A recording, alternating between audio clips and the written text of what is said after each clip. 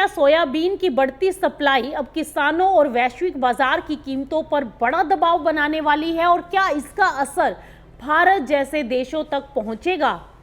चलिए आपको ये कहानी बताते हैं। अर्जेंटीना से जहां इस बार सोयाबीन उत्पादन उम्मीद से बेहतर देखने को मिल रहा है, वहीं ब्यूनस आयर्स ग्रेन एक्सचेंज के मुताबिक 2025-26 सीजन में उत्पादन का अनुमान बढ़ाकर 50.1 मिलियन टन कर दिया गया है, जो पिछले 48.6 मिलियन टन से ज्यादा है। यानी उत्पादन उम्मीद से ज्यादा मजबूत निकल रहा है और वहीं औसत उपज भी पिछले 6 सालों में सबसे बेहतर बताई गई है। दूसरी तरफ अमेरिका और ब्राजील से भी सोयाबीन की सप्लाई लगातार मजबूत बनी हुई है।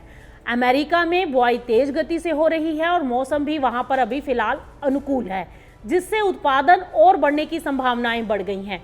इधर ब्राजील से भी निर्यात लगातार ऊंचे स्तर पर है।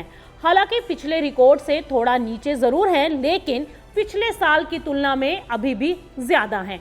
अब जब 3 बड़े खिलाड़ी अर्जेंटीना, ब्राजील और अमेरिका एक साथ मजबूत सप्लाई दे रहे हों, तो इसका सीधा असर वैश्विक स्तर पर बाजार पर दिखाई देने लगता है।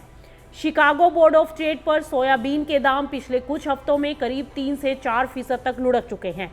इसका मतलब साफ है कि बढ़ती सप्लाई ने कीमतों पर दबाव डालना अभी से शुरू कर दिया है। लेकिन इसी बीच कहानी का एक और पहलू भी सामने आया है।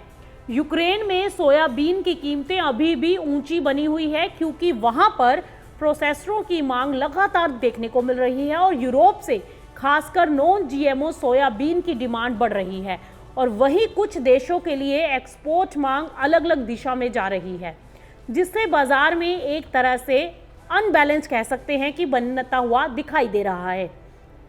अब यूरोपियन यूनियन में भी कुल सोयाबीन आयात पिछले साल के मुकाबले थोड़ा कम है, लेकिन ब्राजील और यूक्रेन की हिस्सेदारी यहां बढ़ती दिखाई दे रही है और इसका मतलब साफ है कि सप्लाई सोर्स लगातार बदल रहे हैं और मुकाबला तेज होता दिखाई दे रहा है। अब सबसे बड़ा सवाल ये है कि इसका असर भारत पर क्या होगा और कितना होगा।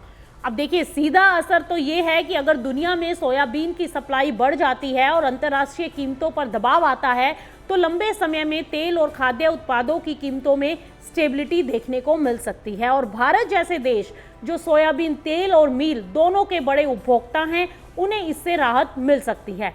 लेकिन दूसरी तरफ अगर ग्लोबल मार्केट में कंपटीशन बढ़ा, तो एक्सपोर्ट करने वाले देशों के लिए मार्जिन कम हो सकता है और कीमतों में उतार चढ़ाव बढ़ सकता है। ऐसे में भारत के किसानों के लिए ये संकेत है कि अब सिर्फ उत्पादन नहीं, बल्कि क्वालिटी और कॉस्ट मैनेजमेंट भी उतना ही जरूरी होता जा रहा है, क्योंकि कुल मिलाकर ये पूरा ट्रेंड ये दिखा रहा है कि दुनिया में सोयाबीन की सप्लाई तो बढ़ रही है, बाजार ज्यादा कॉम्पिटिटिव भी हो रहे हैं और कीमतें धीरे धीरे इसके चलते दबाव में आ सकती हैं और जिसका असर भारत समेत कई देशों की कृषि और खाद्य अर्थव्यवस्था पर देखने को मिल सकता है।